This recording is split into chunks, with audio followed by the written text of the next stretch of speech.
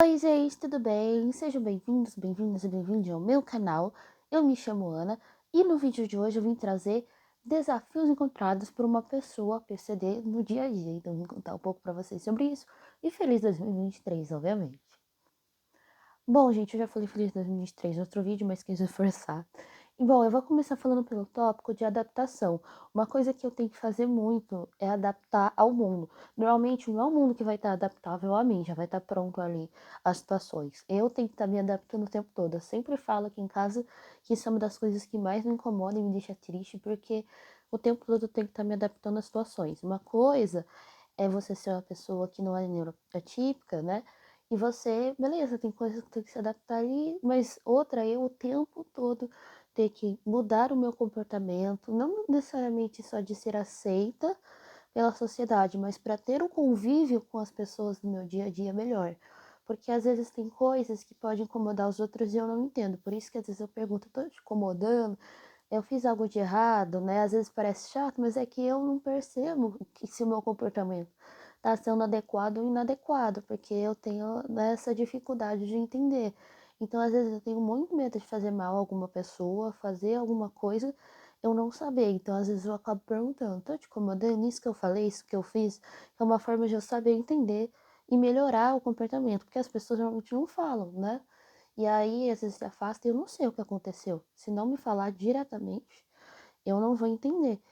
E essa é uma das dificuldades. A segunda é entender a expressão das pessoas, fazer a leitura do que está acontecendo ali e saber diferenciar e separar. Por exemplo, quando alguém grita ou está brigando, é como se me atingisse, eu levasse um soco verbalmente.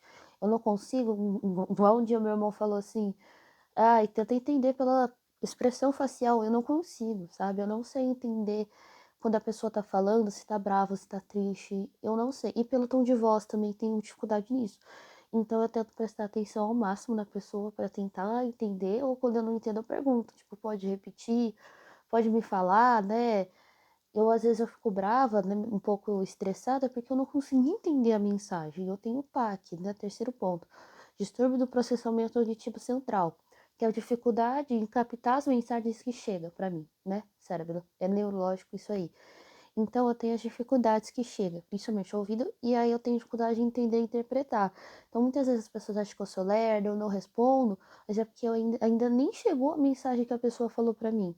Isso eu não tô falando se a pessoa fala rápido ou devagar, não importa, sabe? E o que a pessoa falou. Então isso é um ponto que eu tenho muita dificuldade, que às vezes as pessoas acham que nem uma vez em sala de aula a menina falou que ofereceu ajuda, falou, professora, eu chamei a Ana, não me respondeu, porque eu ainda estava tentando entender o que estava acontecendo ali. E não deu nem tempo de eu respirar e falar, oi, eu quero ajuda. Então demora um pouco para entender esse contexto, né? E outra coisa também é de saber, de interromper, eu tenho muito isso, essa impulsividade, e saber o momento que eu tenho que falar, né? Então, tipo assim, principalmente nas aulas, eu interrompia professores, mas não era de propósito, e às vezes falava uma ideia que nem estava no contexto, mas é porque veio na minha cabeça, né? Infelizmente, eu ainda tenho que treinar muito isso, né? Então, outra coisa também é a repetição de assuntos e falas. Eu tenho essa parte, dizem que tem a ver com ecolalia, que é a repetição, tanto de falas que você escuta das outras pessoas, quanto coisas que você falou e repete de novo. Então, não é que necessariamente eu esqueci ou eu fui chata de repetir. Eu só repito, é um comportamento meu automático. Eu acabo repetindo coisas, repetindo, e pra mim não me incomoda, mas incomoda para as outras pessoas, né? Então eu tenho essa dificuldade também em perceber isso. Agora, algumas melhorias que teve em mim é metáforas. Eu não entendia e eu me sentia muito mal por não entender. Então eu passei a tentar prestar mais atenção na hora que as pessoas falam e tentar introduzir no meu dia a dia, seja em filmes, séries, ou eu tentar falar uma metáfora no meio, tipo, perdi o fio da meada, enfim, eu tento falar para poder pôr contexto, que nem quando você vai aprender inglês. Não tem inglês no seu dia a dia. Então você coloca na música, nos filmes e nas séries para poder incentivar. Então é isso que eu faço com metáforas, né? Então isso eu acho muito interessante. A mesma coisa com assuntos que me incomodam. Eu vou lá e assisto sobre para poder entender sobre aquilo, né? Então metáforas é um ponto muito positivo. O outro é a ansiedade. A ansiedade minha melhorou, que agora eu tomo Ritalina. Tem casos que precisa do remédio, né? Eu não sou contra remédio, eu sou a favor quando é necessário mesmo.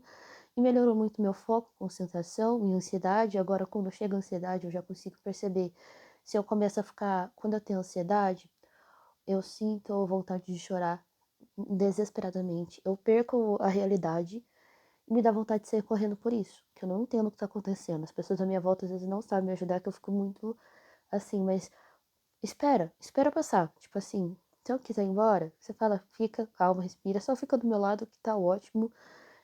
E depois vai passar. Porque às vezes só passa chegando em casa porque eu tenho muito medo de ter essas crises na frente das outras pessoas. Porque é uma crise emocional sensorial. A diferença de uma crise de ansiedade é porque a crise de ansiedade é de situações específicas. Já a emocional sensorial também, claro, por exemplo, luz, barulho, mas às vezes é tanta sobrecarga na minha cabeça, tanta coisa, seja pensamento, estímulo, enfim, que eu fico em crise. Eu tenho crise de ansiedade, por isso que eu falo que eu tenho todo dia isso. Né, por exemplo, quando eu falo que eu gosto de socializar, saio e tal, mas chega uma hora que eu canso, minha mente não entende mais, não consegue ler o ambiente.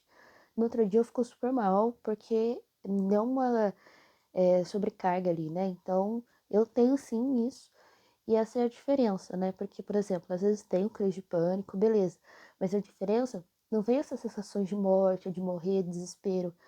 É só o meu corpo que não tá mais conseguindo responder à situação que tá acontecendo ali, ou ao momento, enfim.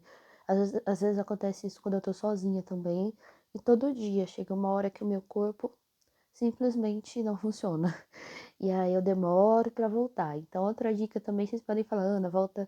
Ana, presta atenção, porque eu sou muito avoada, eu tenho esse TDAH que eu não presto atenção no que você tá falando, né, junto o pack que eu falei pra vocês. Então, você tá falando aqui, eu tô escutando ali, ou daqui a pouco no meu pensamento, tô escutando lá. Então, é muito difícil eu focar só na pessoa que tá falando, ainda mais se tiver num lugar cheio, sei lá, faculdade, shopping, balada, não importa. Se eu tiver só assim, ó, eu e a pessoa, que nem quando eu vou na terapia, beleza, mas se tá num lugar cheio, muito difícil eu vou estar prestando atenção só em você. Então, por isso, às vezes parece que eu não tô interessada, mas é que eu não tô prestando atenção. Então, isso é uma coisa que eu ainda tenho que melhorar bastante nisso. E a outra coisa é a socialização, o quanto que melhorou, porque eu passei a enfrentar uma coisa que as pessoas que me seguem da síndrome admiram é como que eu faço as coisas tranquilamente, mesmo tendo síndrome, mas é porque eu enfrento e eu não me limito por ter uma dificuldade. Então eu vou, socializo, faço amizades, saio pra tudo quanto é canto.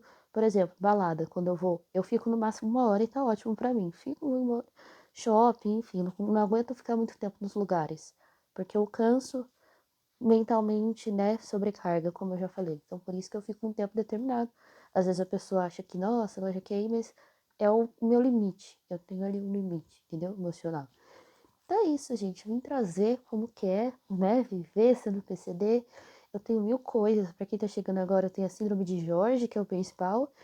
E aí eu não tenho problemas cardíacos. O respiratório eu tive por causa da síndrome, por causa do palato curto que eu fiz a cirurgia. Então ficou essa dificuldade de respirar, mas nada muito grave também. E aí eu tenho PAC, fotofobia, TANV e síndrome de Irlen. Tá ótimo aqui já, né? TDAH, uma mistura de TDAH, autismo, tudo junto. E é isso, gente. Então, se vocês tiverem alguma pergunta e tiver ativo os comentários, deixa aqui, lá no Insta.